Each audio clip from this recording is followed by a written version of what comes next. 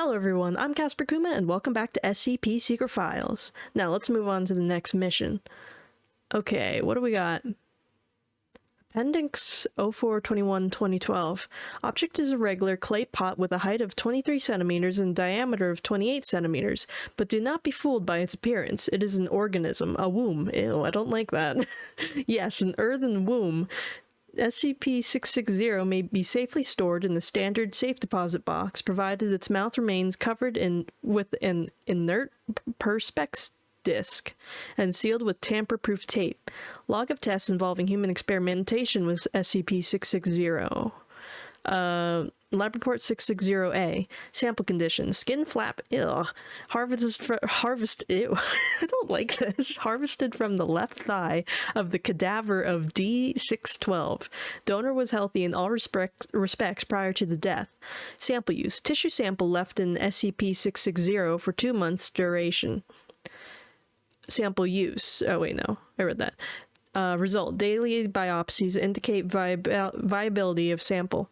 Cell samples taken from the tissue graft are cultured in vitro, revealing a predisposition towards precancerous and cancerous growth. Well, that's not good.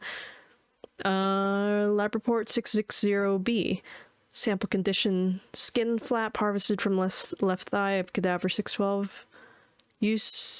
Sample use. Tissue sample left in 660 for 2 months duration, then graded onto the torso of a D-class personnel with second and third degree burns. The recipient's anomaly testing record had no contradictions? Wait, what? Contradictions? I don't know. With SCP-660. Result, tissue graft takes without complication, healing according to the usual steps of adherence, serum inhibition, and revascularization.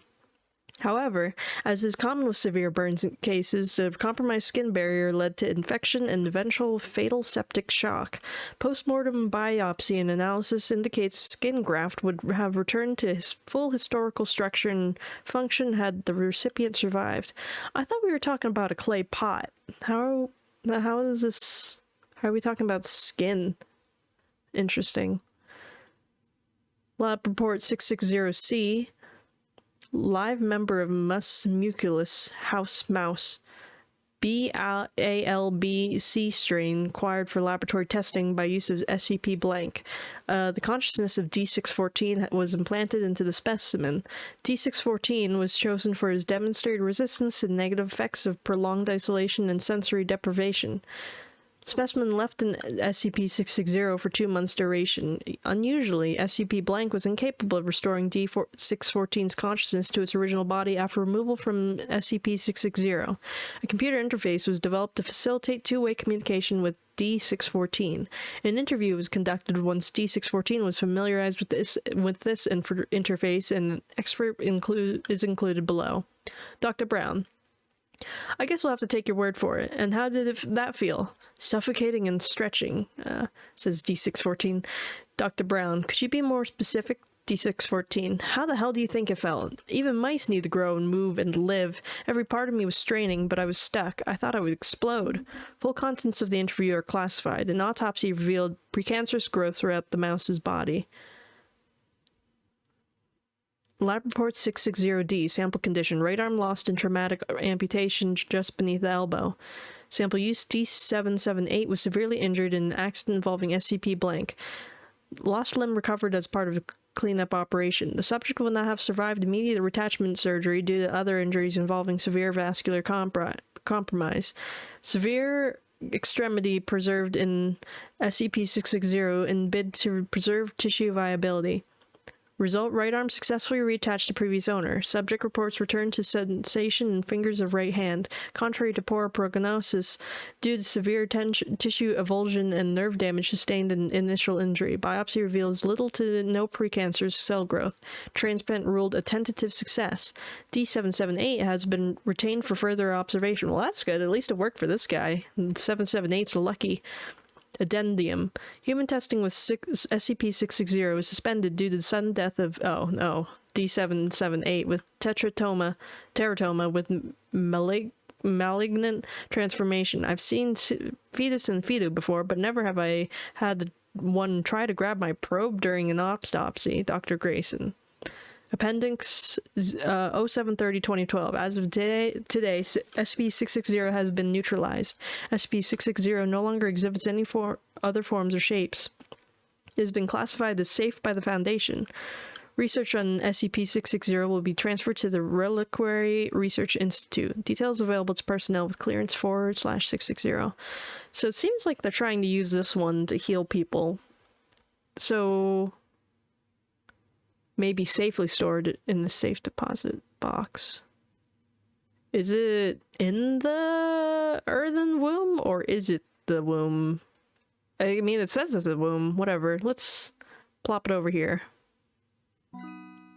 Okay.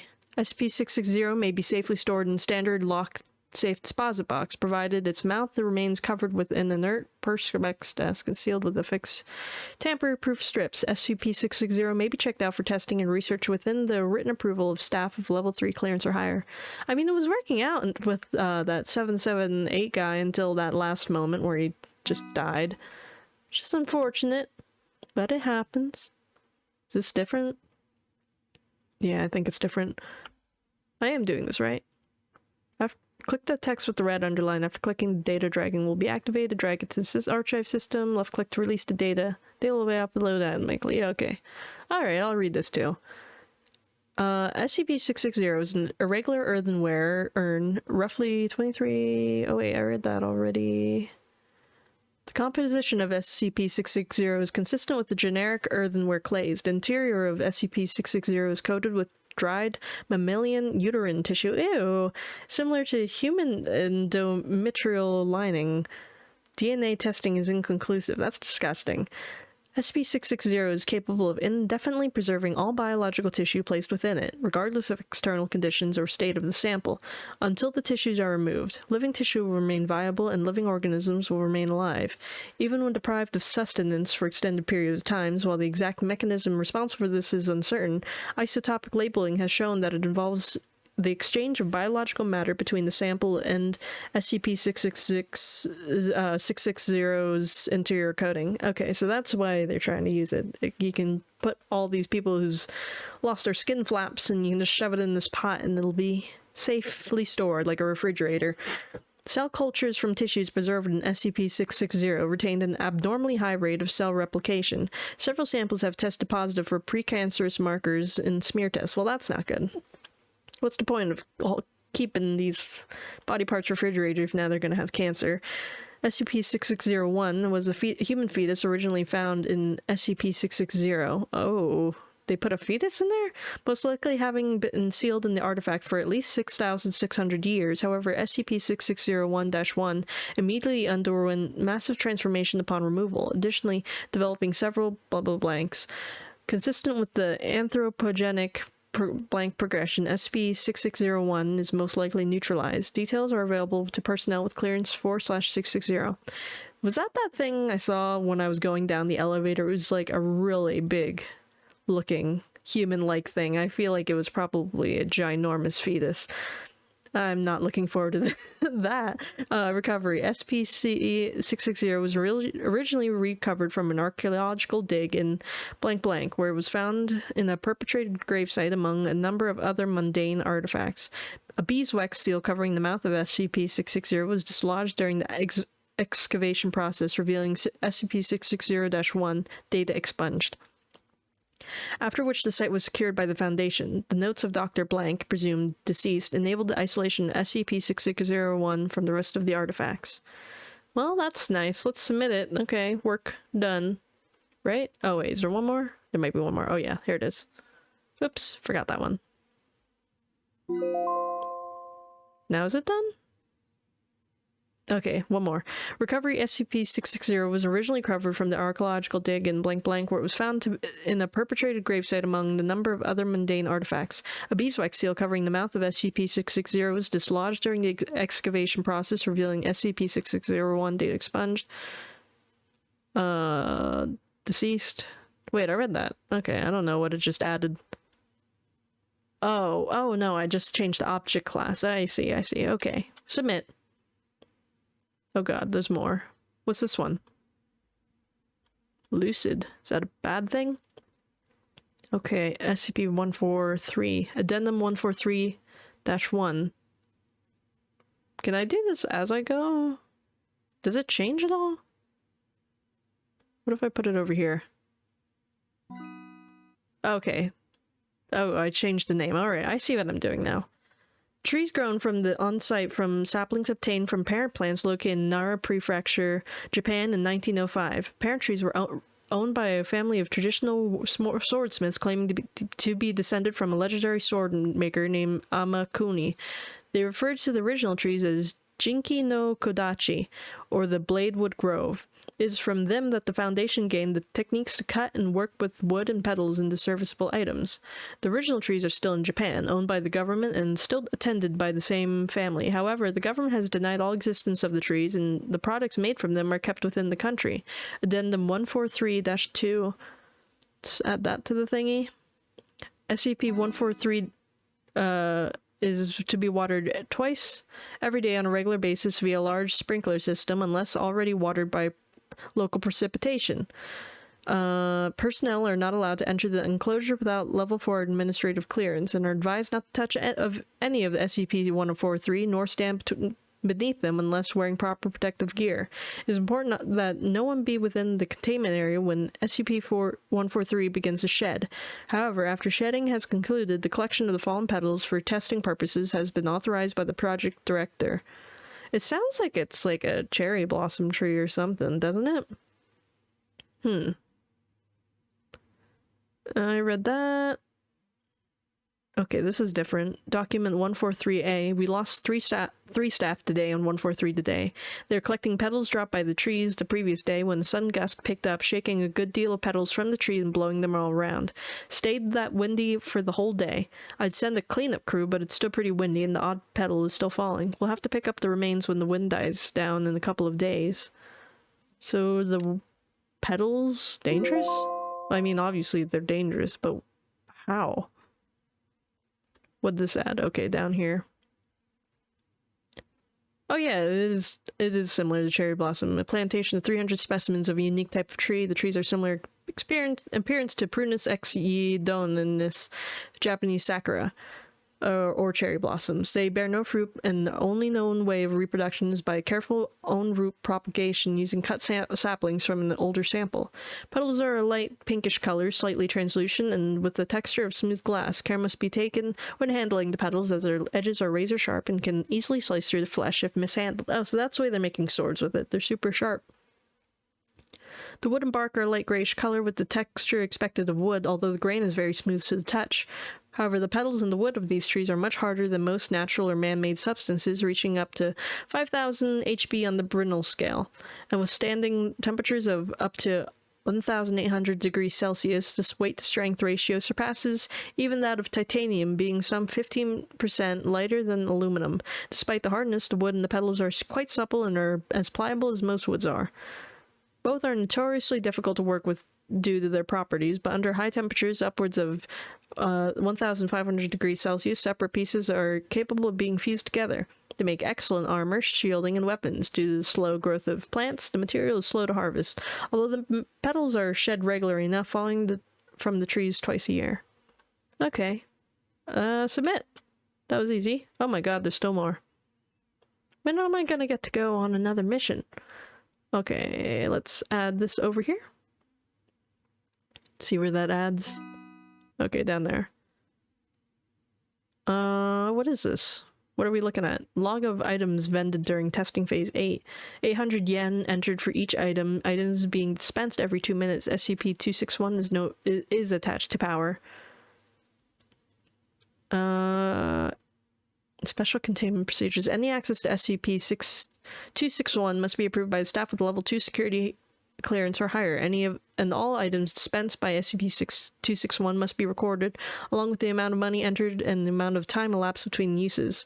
Currently, SCP-261 may be only used 10 times in 24-hour period, with no transaction exceeding the equivalent of 500 Japanese yen. Testing approved by Site Command is not under these restrictions. What is it, like a vending machine?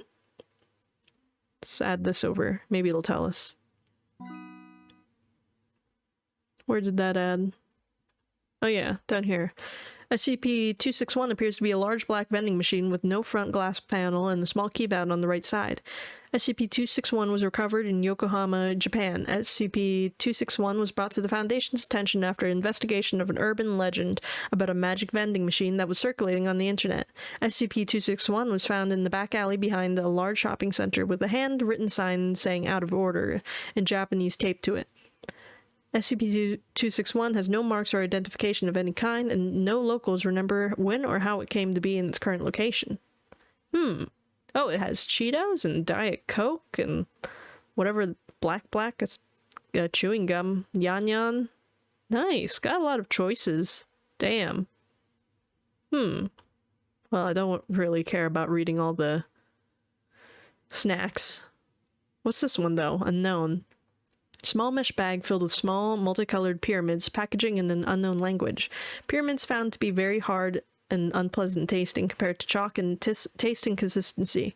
When placed in hot water, pyramids open and produce strings that quickly dissolve, coloring the water the same shade as the pyramid.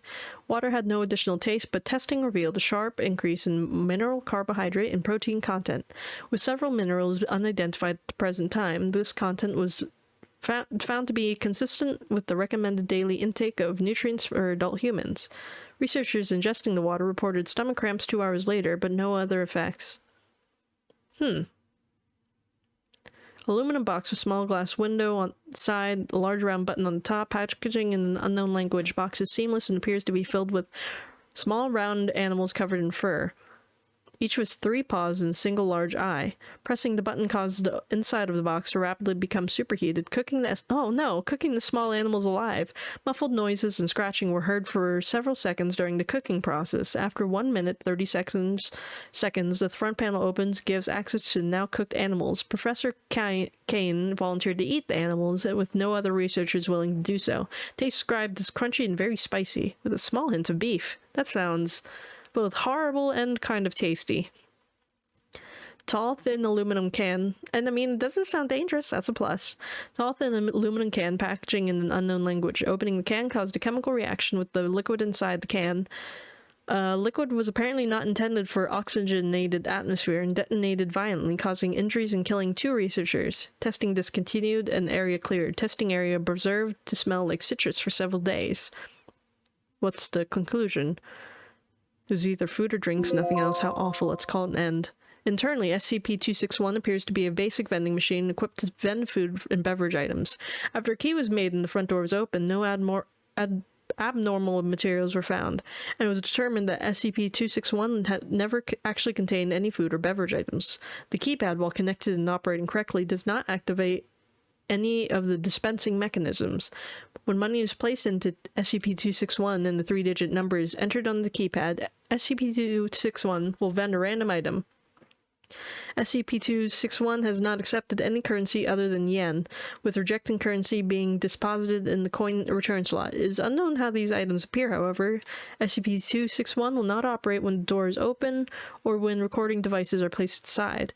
The number entered on the keypad has no effect on the item vended, nor has any pattern been detected. Items are always some form of snack food and typically have bright attention-grabbing packaging.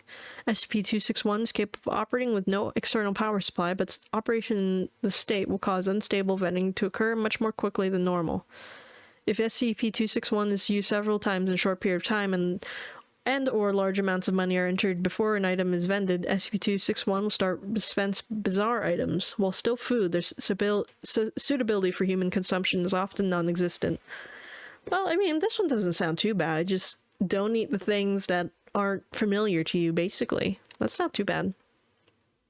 Are we done? We're done for the day. Alright, cool. I was wondering how long that was gonna go on for. Zoe, it's 5 minutes to 4 o'clock now. Just about ready. Again, you're not coming? I want to go on another mission. Oh, nah. Doesn't suit me. What are you talking about? Guys, aren't you forgetting someone? Oh, let's just ask what they're talking about. We don't have to be like, but what about me? Hi, Carl. I feel not wanted. We're going to attend the monthly lecture. Monthly lecture? You leaving me out? No one told me about a monthly lecture.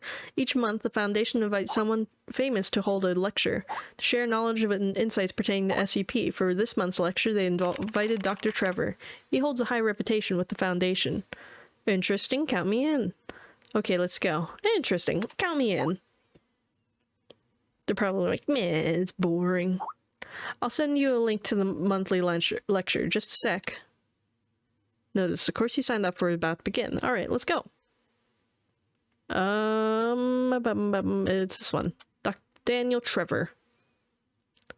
Accessing account authority. Done. Establish encrypted channel. Done. Let's do this. Let's get educated by horrible things. Horrible, horrible things that go on in this place. I mean, the vending machine doesn't sound that bad. Just don't eat the weird things. But Cheetos are fine. Although I guess if you're in Japan, you don't need to just rely on a creepy vending machine. There's thousands of them. Over the world. Some are hidden in dust and known only by a handful of people. Today I'm going to tell you a story no one else has heard before. A real story of mystery and wonder and adventure. Suddenly, it feels like we're on Disney Channel. Will become the guardian of this story. The story takes place in a world of Daniel and the Dragon. The hero of our story is a little boy. His name is Daniel. This one seems very storybook and nice. What horrible things are about to occur? One day, out of nowhere, Daniel got a serious case of chickenpox. It made him look like a strawberry. Oh no. To make sure he didn't spread it to others, Mrs. Page, the principal, had him isolate in an attic. And so, in the attic he lived, all on his own. You're not gonna give him medicine or nothing? While up here in this attic, you'll have plenty of time to practice your penny whistle. The hell's a penny whistle? Practice well and prepare for next month's art festival. But Mrs. Page, the melody is so difficult. Don't give up, boy. You don't give up before you fight. Okay. Oh, D. Oh, this is weird, but cool. Daniel was reluctant at first, but he trusted Mrs. Page, and he knew he should listen. And so he practiced the penny Oh, it's a whistle. recorder. Wow, we're doing things. Are we rhythm gaming? Oh my god. What? What am I? Oh. Okay, we can do this. Bam. Bam. This is not what I expected to be doing today. But this is nice. Something horrible gonna happen or what? I'm curious about this dragon. Oh, did I miss it? I think I'm doing pretty good. Suddenly, he heard some strange noises in the corner of the attic. Huh? Who's there? Daniel decided to go over and take a look. Let's go. This is a pretty cool attic. Oh, we're playing now. Oh, this is neat. Oh, I like the art style for this one. It's cool. Huh. Anything cool behind me? Interesting. I'm a skater. I'm very short. It's just like real life. Alright, let's look. It was a mousetrap, and there was a red origami paper dragon inside of it. Looks like it's bleeding. It's gotta be a real dragon, isn't it? Daniel carefully removed it. It was marvelous. It's cute. And beautiful.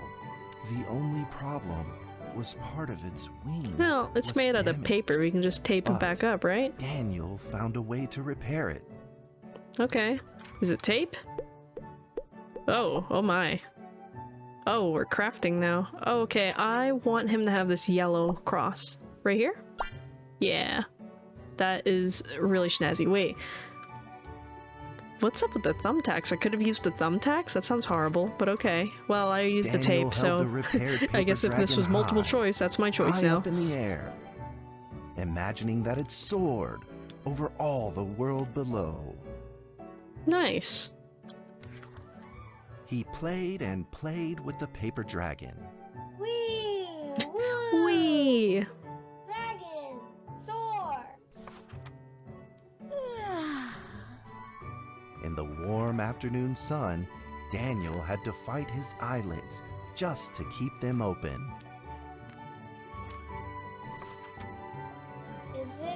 Could it be? Or is this all just a dream? This voice acting's a little strange, but okay. The next day, with boredom and loneliness weighing him down, he began to fiddle with the old radio. Fiddling. Our town is located in the plains, where earthquakes are not particularly common. Although there are 17 fault zones around us, they are all inactive. Is this dragon gonna bring on some earthquakes? A scrunched up ball of paper rolled over to his feet. Hmm. Where did this paper ball come from? Just as Daniel went to pick it up, the ball suddenly came to life, and it rolled away. Daniel chased after Does it. all my origami come to life? Or is it just certain ones? There's just a dragon in there or something. Come here, you. Stop running from me. Come here. Oh god, it pushed me. How do I get you? Come on. Come here, you. Just as he was about to seize the rolling paper ball, suddenly, terrible sparks erupted from it. Before his very eyes, the paper ball began to grow, bigger and bigger. Are we gonna die? At that moment, a red figure suddenly appeared. Get him! Oh, it's much smaller than that other picture made it look. The red figure quickly subdued the paper ball and threw it into a cardboard box. Okay. Daniel studied the red figure carefully. Thank you, I guess. It had a sticker on its fluttering wing. It was the paper dragon. I just want to know what would have happened if I wasn't used the dreaming. thumbtack. Like, would it Thank you hate for me? saving me. Daniel was grateful and very happy. He walked closer to the paper dragon, but the paper dragon seemed timid and afraid and backed away. Just then, Daniel had an idea. It's like How to Train Your Dragon. Are we gonna offer He it took out some his penny fish? whistle and Oh slowly no, played a we're tune. offering him music. Okay, let's do this. We can rhythm game a friend into our lives. That I'm sure of. Start, please. Boom. Bam. Boom. Bam. Ding. Dong, ding.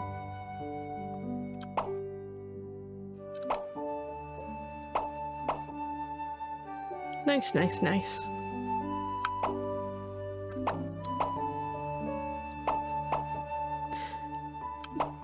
This is pretty bizarre after the last thing we did, though. Is this gonna go horribly? I mean, I guess some SPs are okay, but I don't know. Don't trust them. Oops, wrong one. Well, hopefully he's not too critical. The paper dragon enjoyed the sound very much. It began to move along with I the just wonder rhythm, if you fail at flipping this, up will it and hate you down and in eat the you? air. Like, Soon can the you two were change playing this and story at all? dancing, just like old friends. Or do you just lose and you just have to try it again?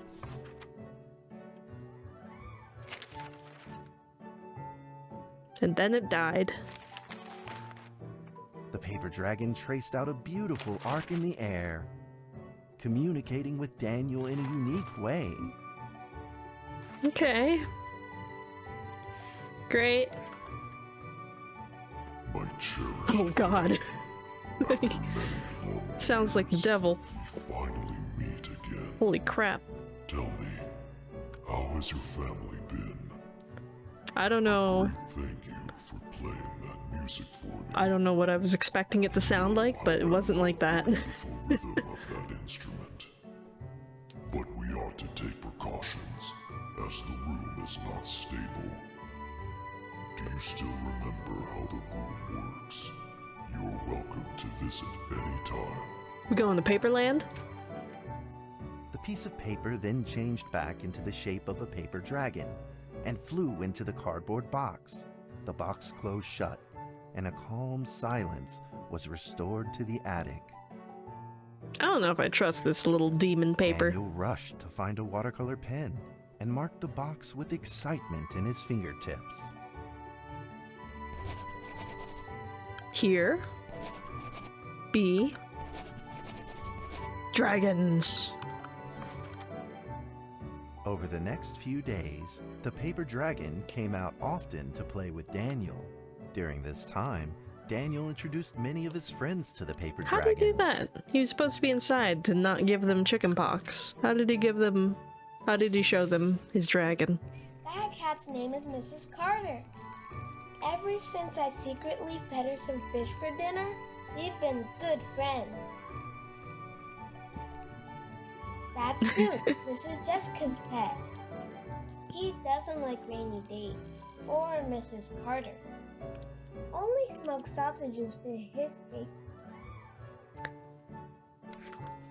And now, we are friends too. My name is Daniel. What's your name? Beelzebub. The paper dragon flapped its wings, as if it didn't understand him. Yeah, the dragon's full of it. He totally understands. Well, since you like the sound of the penny whistle so much, why don't I just call you Penny? I'll keep That practicing name to does make you not sound suit better. that dragon with that deep of a voice. Daniel and Penny then played baseball Name that thing together Lucifer. in the attic. Let's play cat. How?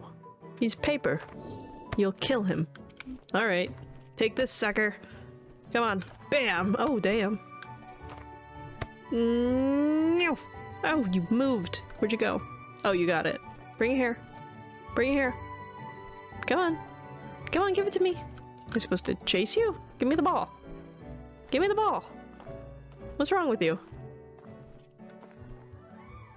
I don't know what's wrong with him. Oh, there you go. Can I throw it through the window? Are we just playing catch up? Are we supposed to do something? Oh, okay, we're good. Just as they were in the middle of enjoying themselves, a violent shaking suddenly rose from the ground. There we go. A stubborn earthquake is back at it, folks, and it seems even stronger than last time. At this moment, the box suddenly shot open, and thick clouds of smoke billowed out, followed by several paper balls. It's like a volcano. Penny attacked the paper balls without a moment's hesitation, and promptly threw them back into the box. Penny then flew around in front of Daniel and rushed right back into the box. As the box closed, the earthquake stopped. Facing a friend's farewell without a formal goodbye, Daniel felt confused and lost. He moved the box to the center of the attic.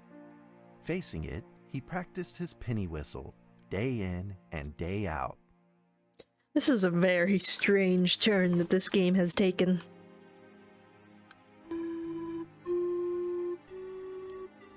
You suck. As the days went by, Daniel's playing became smoother. Okay. One day, the box suddenly began to move.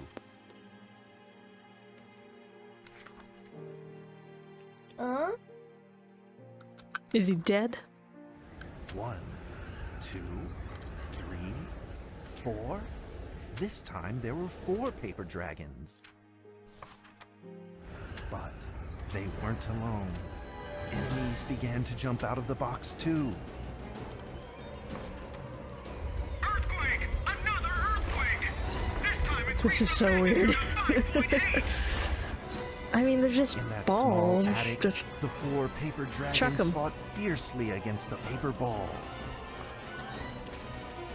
This time, the paper balls used new tactics. They clumped together into a single monstrous ball of paper. I mean, how began big to could it shoot really be? strong bursts of electric sparks at the paper dragons as they flew through the air. As they were hit, the paper dragons fell from the air, one after the other. okay. Seeing the injured paper dragons, Daniel felt very distressed and anxious. Just then, one of the paper dragons painfully started to fly and gathered the remainder of its power. Release the ultimate move. The paper dragon transformed into a great beam of light and dove straight down to pierce through the monstrous paper ball. And then came another paper dragon.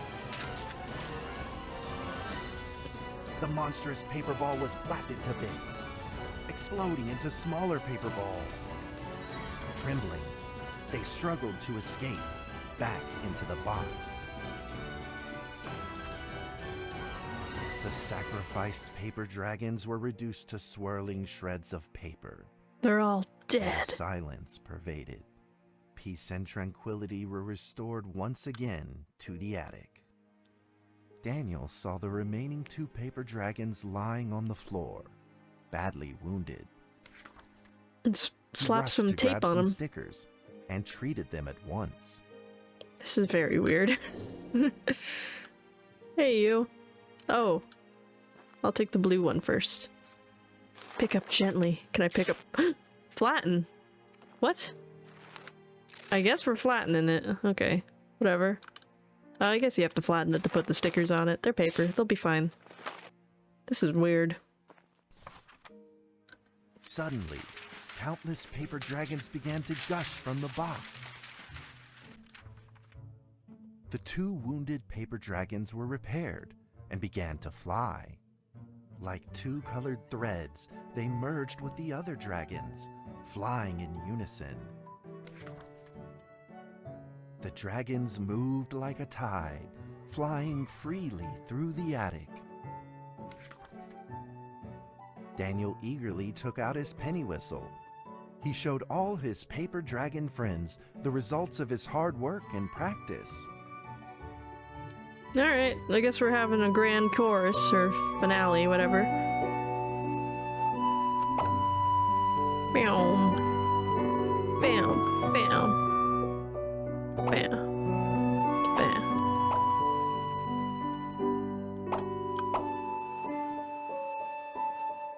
Beautiful. Wonderful. Friend of all dragons, here I come.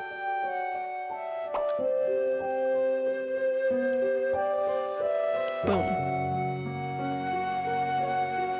It's just a very weird one to go with next after that last one with being chased and all that, and... Oh, I missed. They won't care. I'm sure. Can you fail in this one at all? I mean, obviously you can fail, but, like, can you change the story is what I'm wondering? I doubt it. Doesn't seem like you could.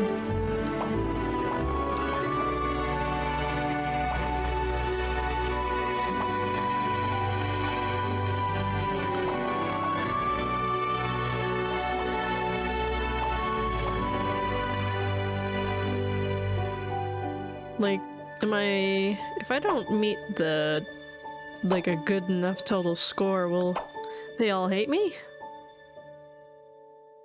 I have no idea. Oh well. We'll probably be fine. In the sweet melody of his playing, Daniel felt himself enter into the world of dragons. Okay.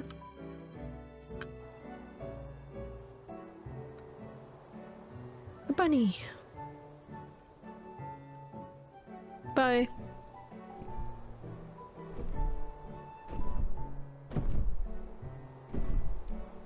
A real dragon.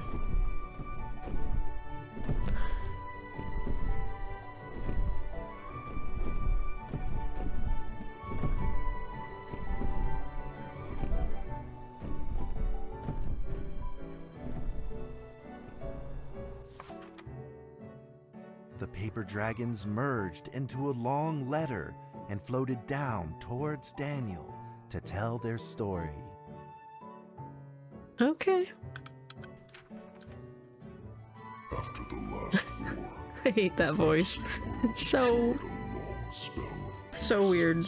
I mean, I guess it fits for when he's big, but when he's so tiny, it's strange. they have launched ferocious attacks, trying to invade your world through the room. We are prepared. Reminds me of Knack. Have you ever played Knack with that little robot guy with the also has a deep voice?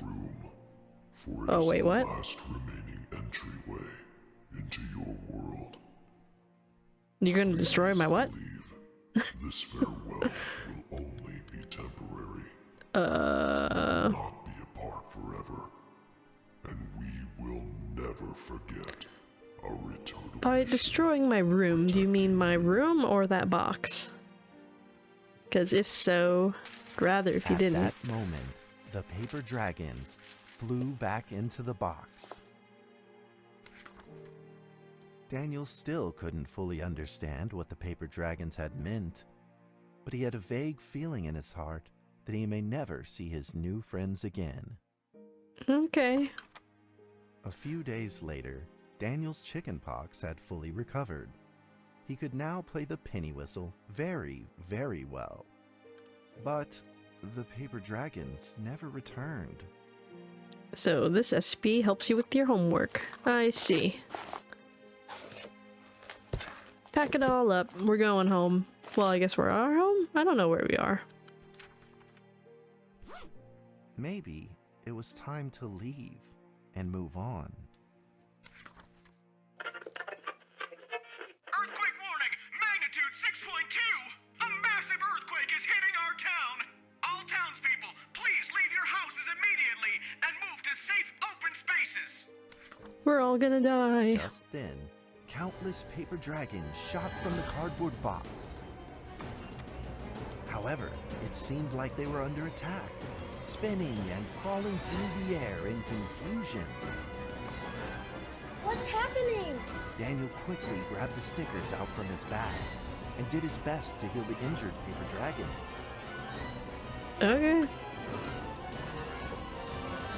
Ah, quickly! Save them all! So weird. How do I save you? Oh god, they're all dying. I can't do anything. It's not letting me pick them up. Oh, here. You have to do specific ones. Repaired and ready for battle. I'll save you. Quickly.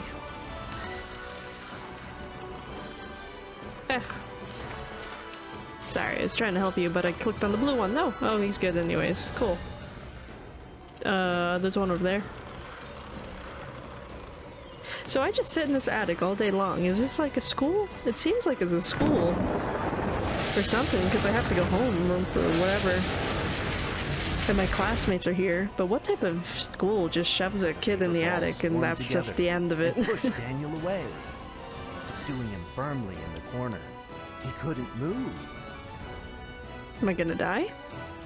Suddenly, ominous clouds rose from the box, and a violet lightning flashed through the room. The figure of a giant slowly emerged from the thick clouds, and the entire attic became overwhelmed with its evil aura. The earthquake is growing stronger, now with a magnitude of 7.1! Heaven almighty, are we doomed? Heaven almighty. The giant unleashed its power maniacally. The paper dragon struggled against it, with no means of fighting back. At this critical moment, two paper dragons shined brilliantly. Together, they heroically crashed their bodies into the giant. Daniel thought the giant had been defeated by the paper dragons, but soon he found that things would probably not be so simple. I mean, the dragons seem to do better when he plays his music, so shouldn't I be playing a song or something? Looking evil and terrible. The attacks of the paper dragons had had no effect, and the giant had only grown stronger. It fought back with a new ferocity. The paper dragons were simply no match for it. The earthquake is going stronger still! The greatest disaster this town has seen in over 100 years! My heavens! Will this Man, by the nightmare time we're done with this, the whole town will be dead. With the paper dragons now all but defeated, Daniel spotted a frail figure in I the should distance. play my It penny was whistle. Penny. It flew gently in front of Daniel Do something. and affectionately rubbed its head against his fingers, as if this whole crisis had never happened. Daniel felt like Penny was trying to tell him something, but he didn't quite understand what. Penny then left Daniel and soared into the air with a determination in its wings. Did we defeat the Suddenly, thing? the other paper dragons seemed to be summoned. No, okay. They flew through the air, all together in unison, They gotta responding to combine? the call without an ounce of hesitation. Combine like a Power At that Ranger? moment, Penny turned into a great red beam. The and power of rushed friendship fast compels towards the you. giant. The other dragons followed, shining together like a shooting star. At that moment, Daniel seemed to see a real dragon flying. No! No, no. Don't let it be so.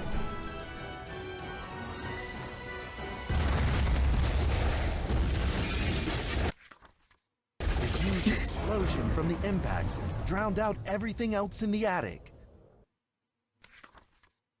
The attic rained down with countless pieces of paper, the leftover scraps of the paper dragons. That's like the equivalent Daniel of it wanted to raining collect body all of parts. the pieces. He thought he could still fix them.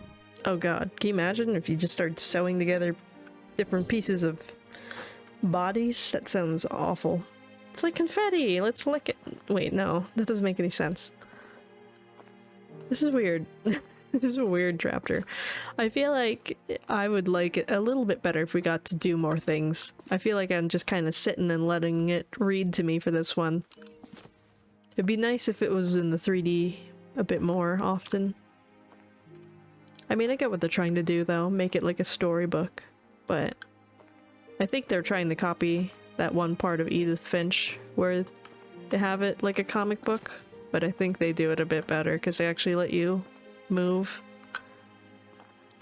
But I don't know, I mean, it's not over yet, so I guess we get to see where this goes, but it's very strange, very weird move we're making here. Did we get all the pieces?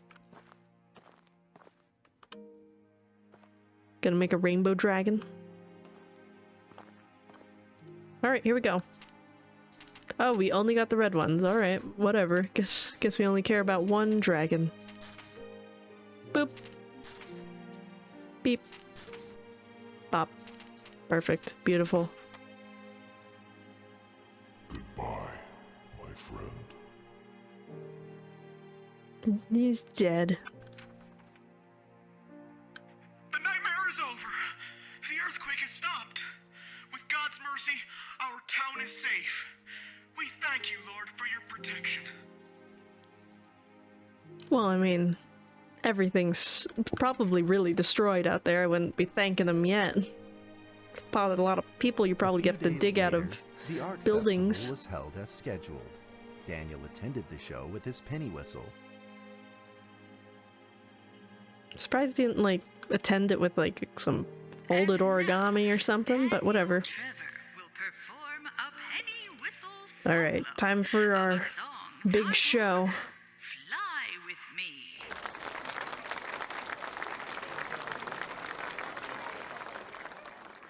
Hello, hello, thank you all for coming. I'm about to wow you. Are we gonna make dragon spear? Here we go, the final song.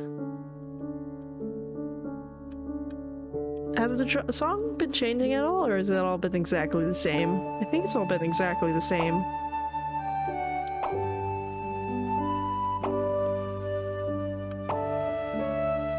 Out of all the things that we could be doing in this game, rhythm gaming was not one of the ones I had anticipated.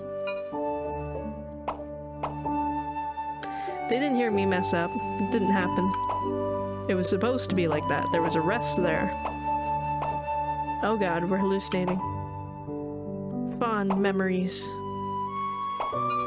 Oh god, I really messed that one up. Oh, yikes.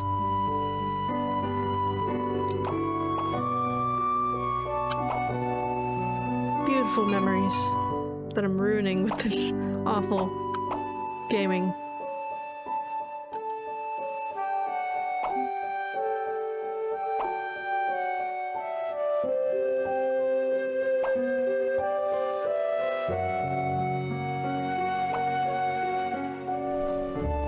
There they go.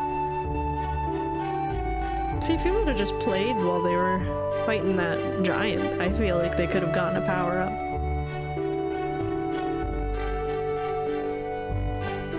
Rainbows everywhere.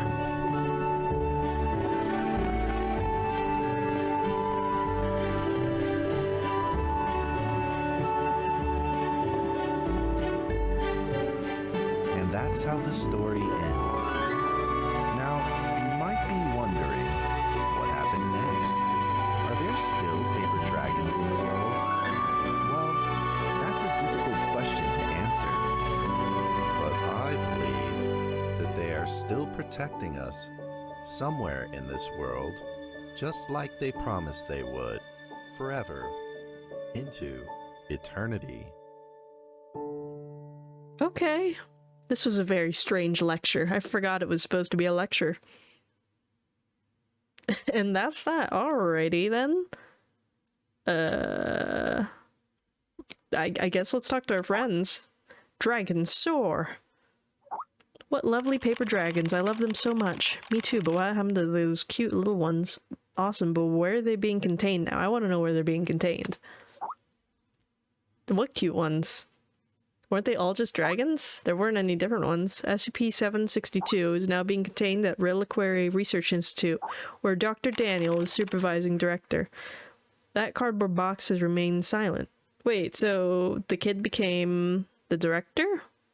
How do you know all this, Gent? I thought you didn't attend the monthly lecture. Does Gent know Daniel? Under the direction of Dr. Trevor, Gent spent 2 years researching SCP-1762, so he knows far more than we do. Wow. Hey, I told you all that that particular SCP didn't suit me. Oh, come on, Gent. But really, imagine you tidying up files and piles of cute little fairy books is kind of adorable. Enough already, I'm going back to work. But I'm getting to stress the point again. That particular SCP did not suit me. Gent, just accept it. You like little folded up fairy origami and dragons. I've been here a month now, and I'm entirely adjusted to the job. Though the concept of the work is to simply process archive files, is work that will never bore me. A few absurd jokes aside, most of the archives are really rather fascinating. I've been having hallucinations lately. I feel like someone is calling me, a voice low and uncertain. They seem to be trying to communicate with me, but I cannot understand a single word they say. In fact, I have planned on seeing a doctor, but Zoe told me it was the typical rookie syndrome and it would clear up in a few days. I certainly hope that's the case.